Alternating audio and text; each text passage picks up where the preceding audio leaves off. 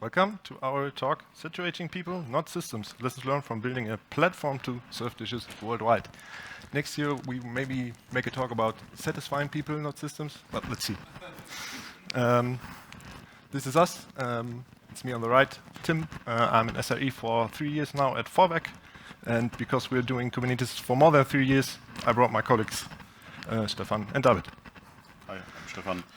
I work for a company called Minecurve, and we are now part of Accenture Song or something like that. I have to say that, sorry. I'm not part of the Vorwerk project anymore, but I used to be part of the project until I think the beginning of this year, and I started in this project in 2018. So I take over the part from 2018, and David is the one who was the longest in there. I'm David. I work also for Minecurve. I joined Minecurve in 2016, and my first project and job was actually I applied for at this company because of the Vorwerk project, which was kind of anonymized.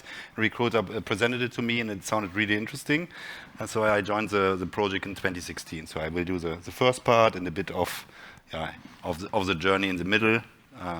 I'm currently not actively working in this project anymore, but I'm here to tell you a bit of the history.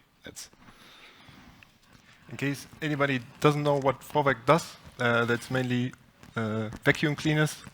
We call them Cobalt, at least in Germany and most of the world. We call them Froletto in Italy. And then we have the Thermomix, also called Thermomix in most of the world, but we call that Bimbi in Italy. I don't know why.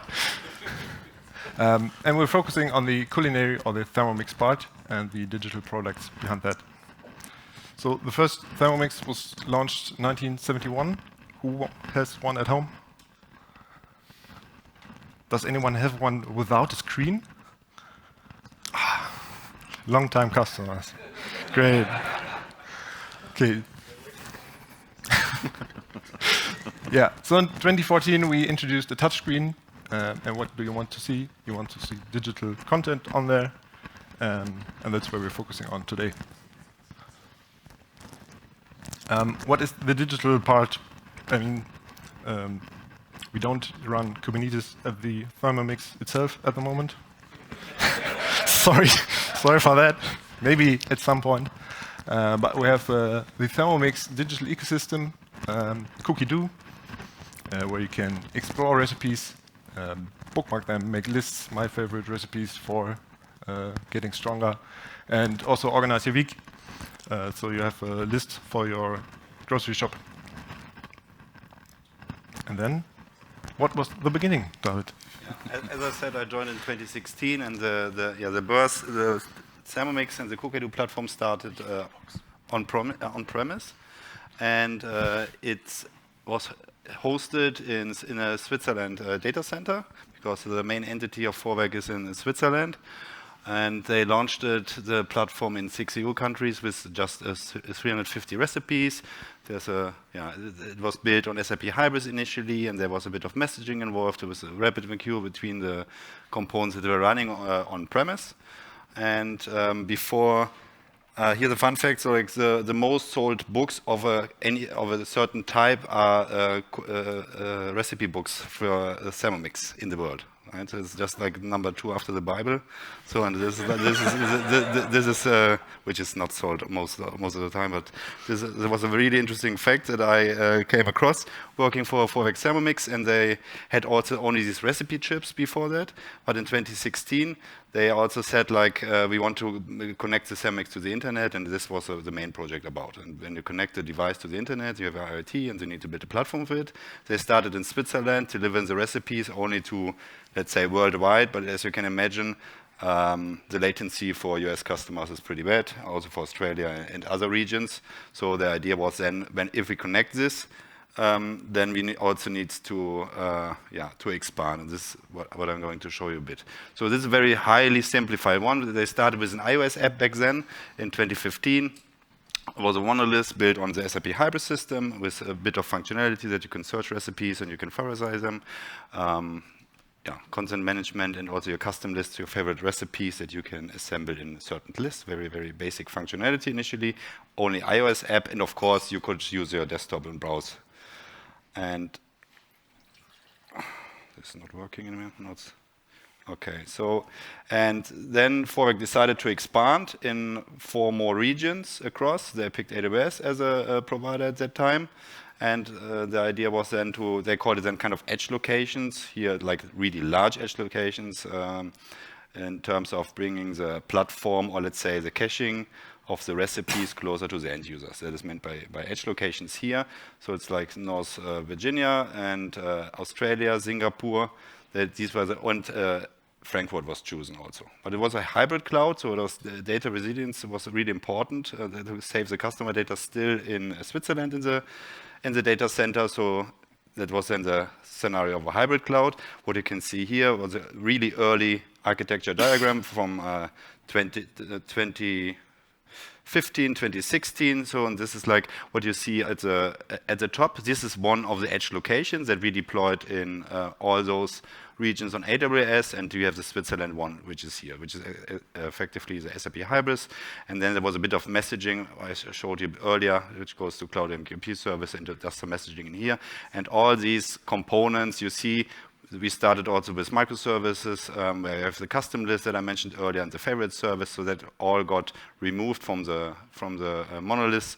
And also we had a kind of caching layer in here to offload and also especially accelerate the user experience for the end customers in all those regions. Of course, they rather think in markets, right? All the countries that are connected to these regions to have a good latency.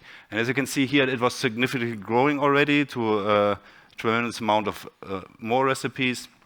And we will present some stats during the presentation with daily cooking sessions is an important KPI for Vorwerk because it shows how the device is really used. It's not enough to just sell the device, but it's also they have a subscription model on recipes. So like if they daily use it, they also keep them subscribing to the service, obviously. So this is like, oh, sorry. So take decisions. Yeah, they're like a very simplified one, but you get an idea. Remember, it was like 2015, 2016, and what you can see here is we choose CoreOS, but without Fleet, so there was no orchestration at that time. It was really early days also for Terraform. Kubernetes was too early for us. We decided against it, wanted to start with something simpler. At that point with the team and that we had at hand, and so we used CoreOS in autoscaling groups on AWS and just used then systemd and Alpine Linux containers and started them. This is how we started with an early version of Docker, and observability was then with the Influx tick stack, a bit of Grafana, and we adapted also really early adapters, I would say, of HashiCorp technologies at that time. But it worked quite well for us. But moving forward, of course, you're going to change that. And now I'm handing over. Exactly. So roughly 2018, when I joined, we started to move more in a cloud native direction, so away from the self-built Docker provisioned by a mixture of Ansible and Terraform, more to a direction of Kubernetes. So in this time it was this one, so not vanilla Kubernetes, but anybody from Red Hat here? No, I don't care, so the not so nice version of Kubernetes. Especially at that time, we really had a lot of issues with it. The installer was basically not usable if you want to run it scalably in the cloud, so we had to build our own one. And also some other funny stuff, because suddenly Vorwerk decided that it would also be great to sell the Thermomix in China. And obviously, if you want to have a device in China and customers are supposed to use it, you also need a platform in China, because it doesn't really work to connect to Europe from China. Or Singapore, Australia. Also exactly. So it randomly works, and then it randomly doesn't, and you have funny things. So yeah. Thank you. This is basically what we then encountered, because the decision was made not to go with something like Alibaba or any other cloud provider in China. The idea was to go with AWS China, because it can't be that different than the normal AWS, right? But like Tim prepared with his wonderful picture here, it was kind of like ordering AWS and Wish or something like that. So it was really, really hard. So I think automated certificate creation for Cloudflare didn't work. We had to use the old IM way with self-provisioned certificates, and I think there was no secrets manager. Nice. Route 53 was not there. Exactly. DNS, we had to use Alibaba DNS at that time. I mean, yeah, we even had to use Elasticsearch from Alibaba because there was. I think RabbitMQ. We also used RabbitMQ, but we also used Elasticsearch from there. So yeah, it was definitely not the same as the rest of the world. So yeah, it was kind of fun, especially when we then later encountered some nasty network problems. So first we had to find a way how we can actually get data from Europe, like deployments, recipes, and stuff like that, to China in a reliable way, because in the beginning, we just tried to sync it there without any special setup. And we suddenly realized that every day at around 3 o'clock, you can't basically send anything to China because it looks like, I don't know, there's too much traffic, the firewall is overwhelmed, no idea. We also had issues with bigger files, so it was almost impossible to send, let's say, a Docker image there or anything that was, I think, bigger than 1 megabyte or so. So in the end, we started with direct connect between here and China, so basically a VPN tunnel, and then with Telecom China and stuff like that. So this setup here, exactly. And that didn't help with everything. I think for the recipes and for the Docker images, we had a solution where we used SQS. We chunked the images, we sent them via SQS, and then consumed them from SQS in China, and wasn't very nice. And yeah, we also had other funny things like someday the platform was not able, I think, to download firmware, something like that, and the firmware is on an S3 bucket. So we started debugging, and we then realized, why is the DNS entry for Amazon S3 pointing to Facebook? And then we learned that this sometimes happens, because then somebody decides that it would be cool to DDoS or DOS Facebook. So they just take some service that is used very heavily and just reroute it to whatever they want to attack. This really exists. You can look it up. It's called the Great Canon that China uses to resolve DNS entries within China to IPs they hate. It could be Google, it could be Facebook. So then all the citizens of in China that are trying to look up a certain DNS are effectively DDoSing like Facebook IPs, right? So something like that. This is called the Great Canon. You can look it up. It's very interesting. Yeah. Yeah, this was the bit of story. I think we were the first ones that implemented Direct Connect from Frankfurt to Ningxia, so with a kind of peering that AWS set up for us. It was a bit costly, but also I have to say it was really, really reliable. And that was also like it said that even if there are political issues in China, this connection will always work. I don't know. It always worked since today, right? You still have it there, and it was really reliable. It's a good way of connecting like regions. On AWS. Good. The next one chapter is about why we started FinOps. So it was like in 2020, I think. And why we started it, the picture here, as you see, and some of you have a Thermomix, and you also know that you cannot just buy a Thermomix, right? You need to call, then you get someone to visit you, and usually they also go to a Thermomix party. I think it's still the case in most of the countries, but this, of course, with the Corona times, that was a big issue, right? So you couldn't do any Thermomix parties anymore, no one could visit you, it was super complicated, so it was a really risk to the business. You can imagine that that is like the costs that for the cloud, and were not covered by sales of Thermomix at that time.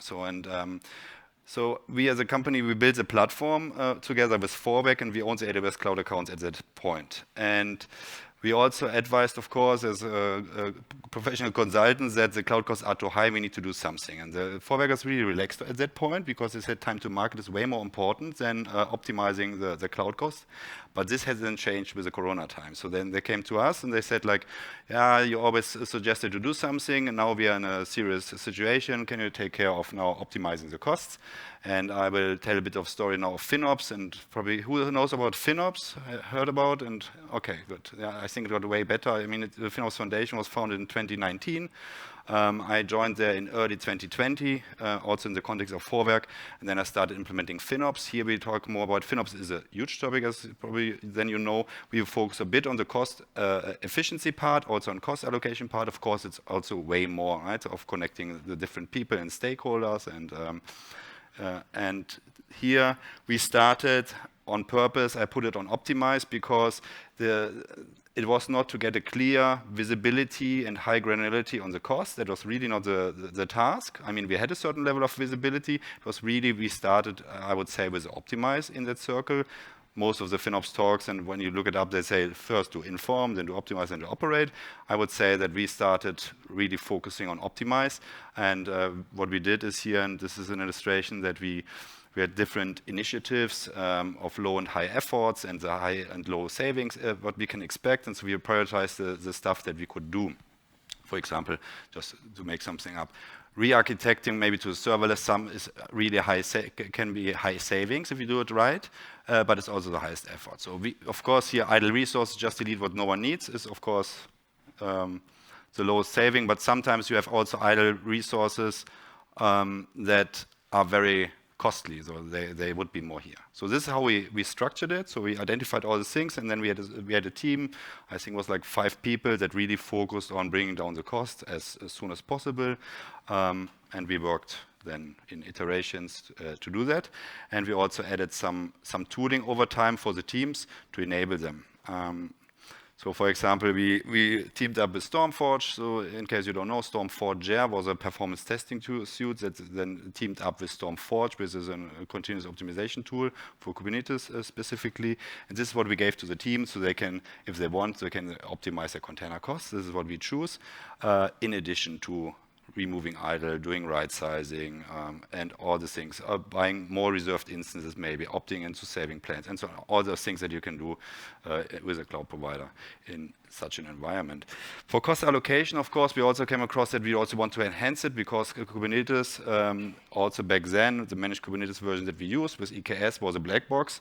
So you need to do something about to get more insights in it. Meanwhile, it changed. AWS also no more native way of showing the pod costs, but at that time we choose then kube cost to get to enable the teams to get the full visibility into the costs on all levels, on all layers, and also combine them. So that is how we then added also the cost allocation at that time.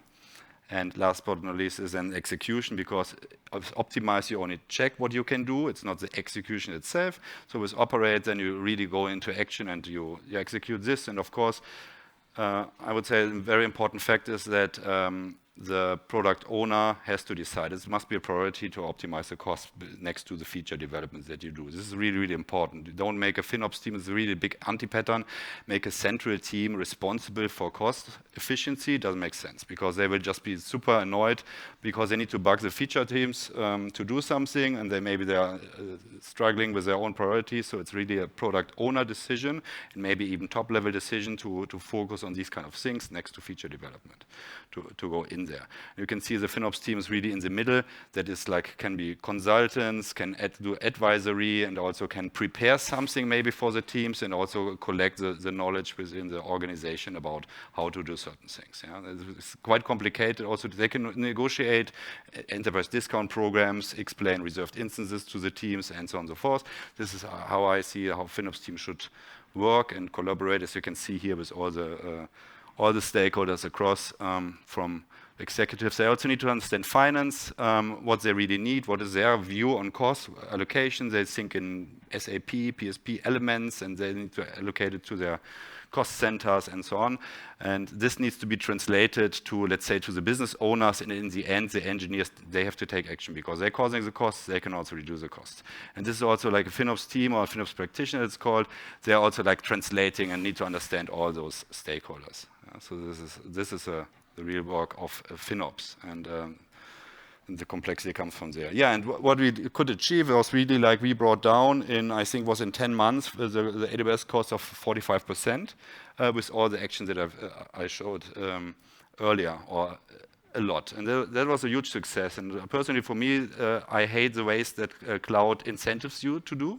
So for me, it was really, really nice to work on this and to analyze and optimize and bring this down to 45% after 10 months. And we sustained this also on a 6 digits then every month. So that was, for me, that was a lot of fun to optimize those with the team. Okay, that's it. Let's go a bit more into the... Let's go cloud native this time, really. At least a little bit more. This monolith is still running somewhere, but we're hacking it into pieces. It's running in Kubernetes, that's right, yeah. It's still a hybrid.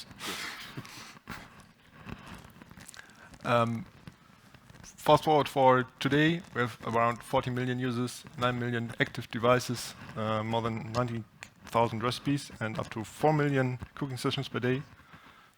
So if you see, we have 40 million users, at least a good portion of them cooks daily with their devices. We switched in the meantime from OpenShift to EKS. That was also part of the cost optimization initiative. We installed Carpenter for cluster scaling because usually the platform is mainly used on Christmas or Eastern.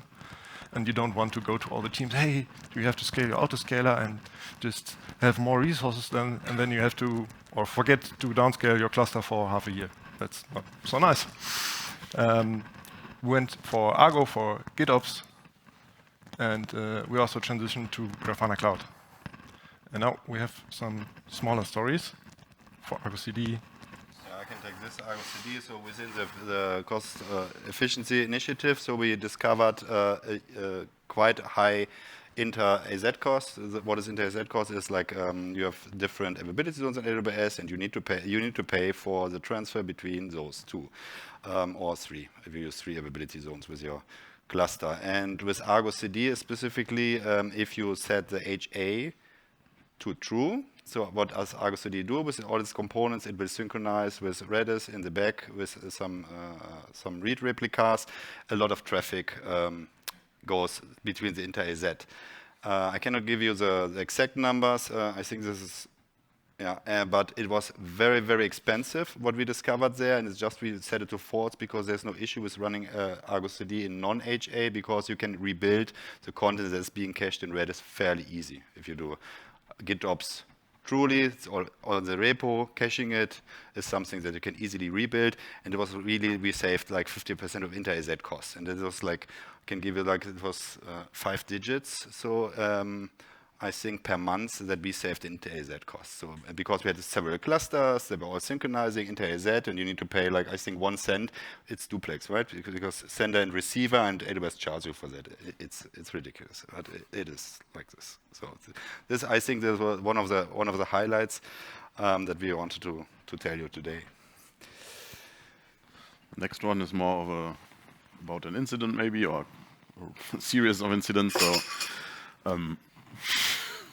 when you have an IoT platform, of course, you want to make sure that nobody is able to maybe harm the devices or basically connect to tell somebody you are cookie do DOE, but you are not. So in the end, Vorwerk uses mutual TLS for the communication between the devices and the platform. And somebody decided someday that it would be a great idea to use also private certificates for the server side, which is per se not a big problem. I mean, you have them under control, everything is nice, but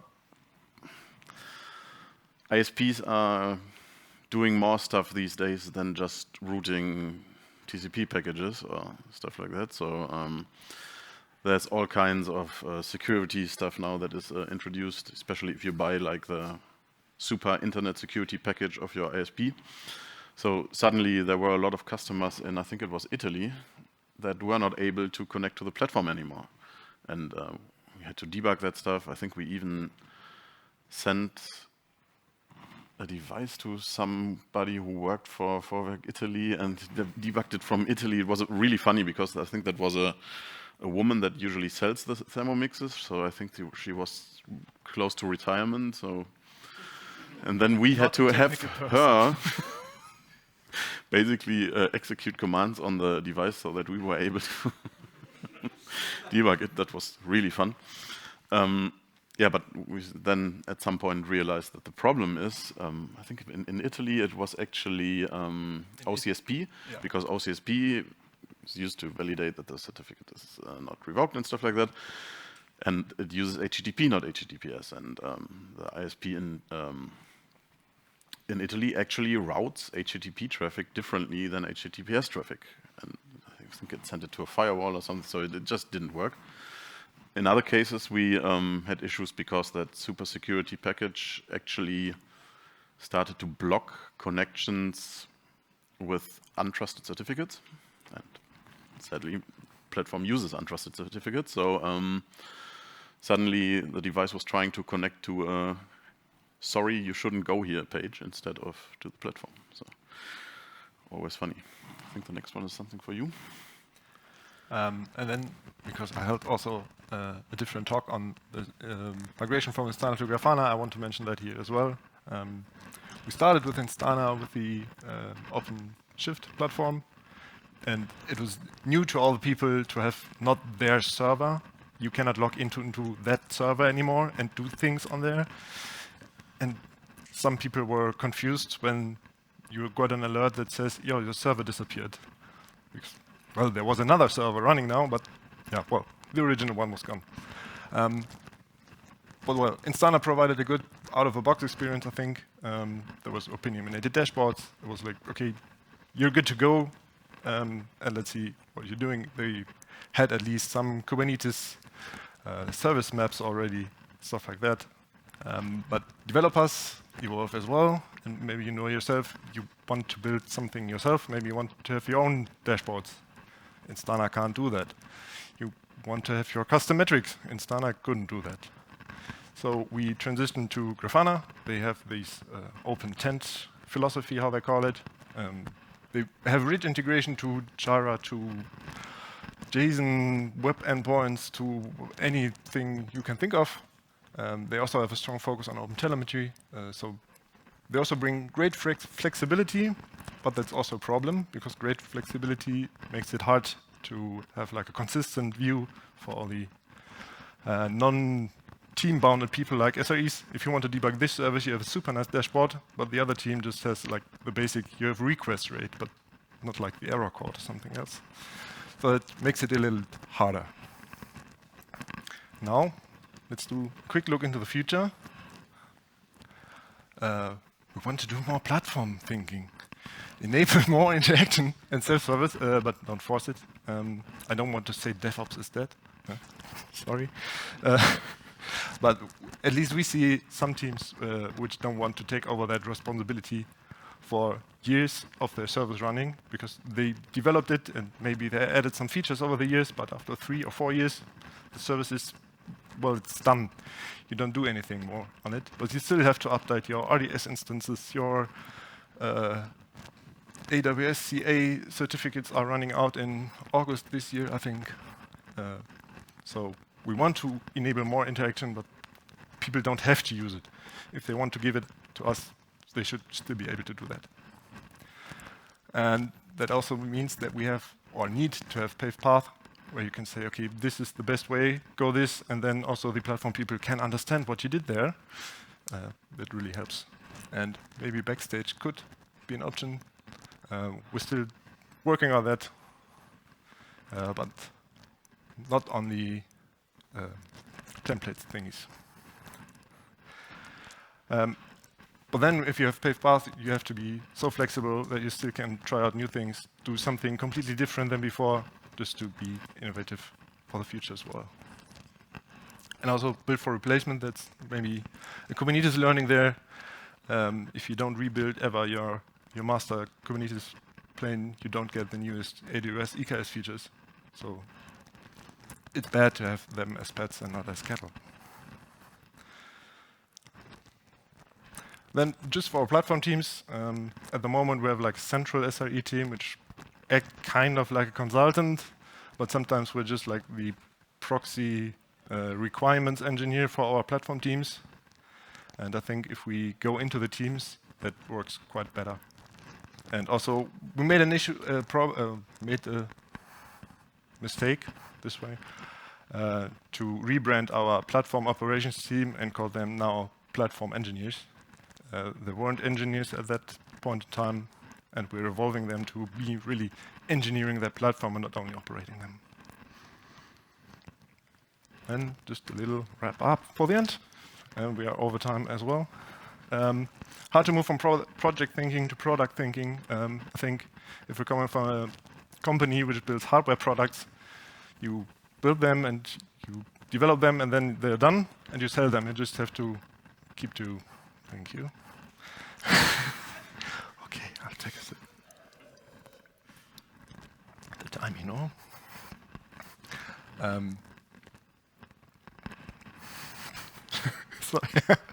Yeah, so it's hard if you build your hardware products, they develop and then you just have to sell them. It's easy to produce them, but for software, that's really where the cost is coming in the operating and not in the beginning. Also, demands change over time and maturity. That's, I think, the Grafana story told that for us. Enablement over enforcement. It's always better and more enjoyable to work together with people and enable them instead of enforcing policies or stuff like that on them.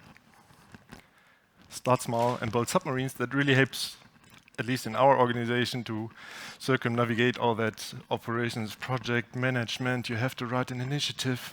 Just do it. Do it with some of your devs you trust, and then serve it at some point when you really have to, when you prove that it's working. And in the end, continuous feedback and acting on the way is the way to go. I think that's not new, and I probably don't have to say that, but feedback always helps. Takeaway bonus. Preparing a talk for 3 people is a pain. Thank you.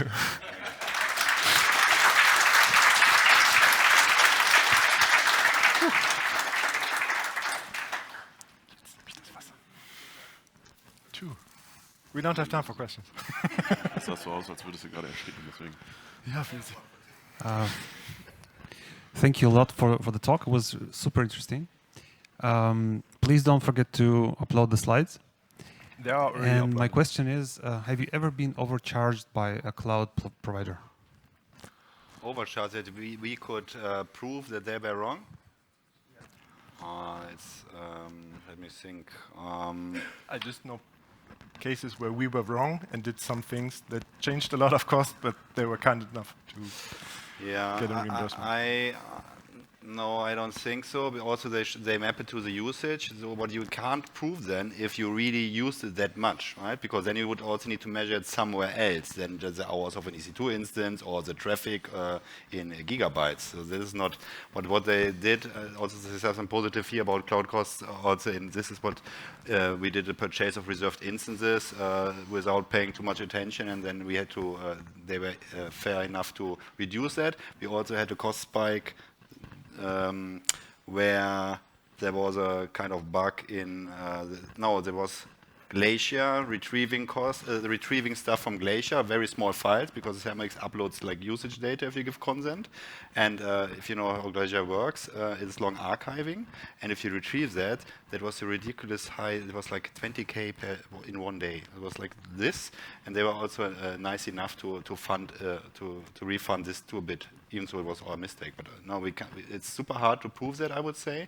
You would also need to measure it somewhere else. So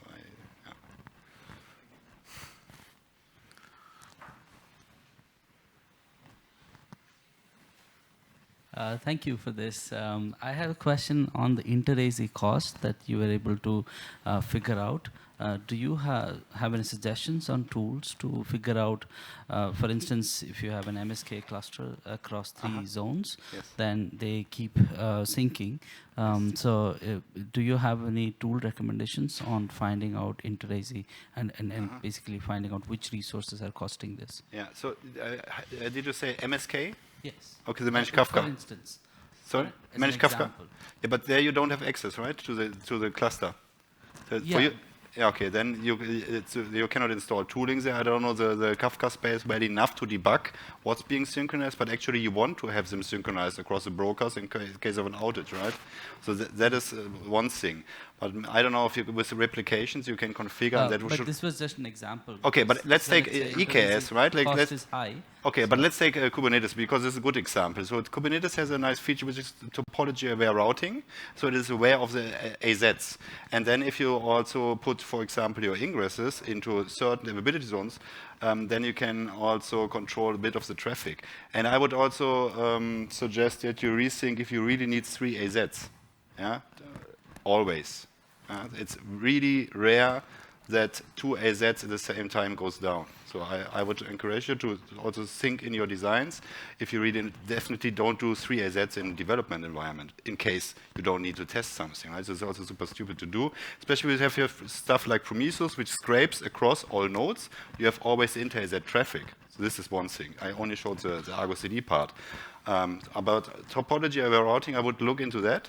And then, of course, you can have like the placements using node labeled selectors. It's also then where you can also think of, do you really need to have the full dynamic of having your pods deployed across, or maybe you can also aggregate them maybe in one availability zone.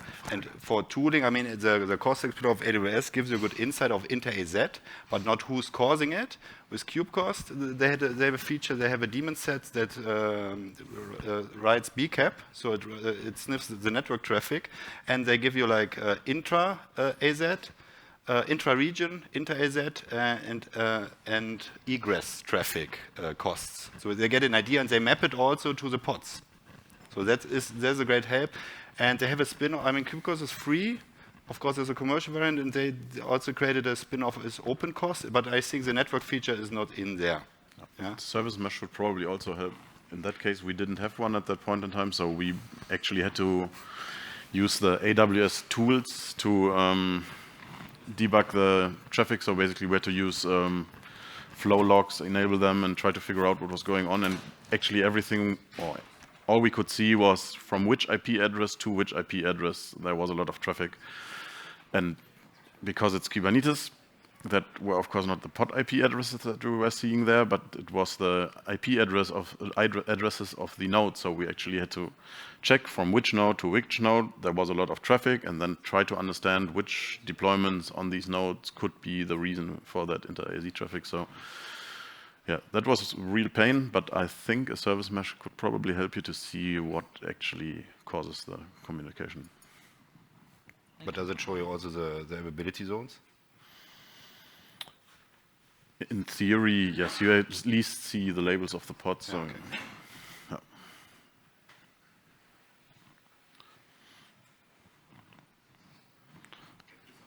Perfect. Yeah.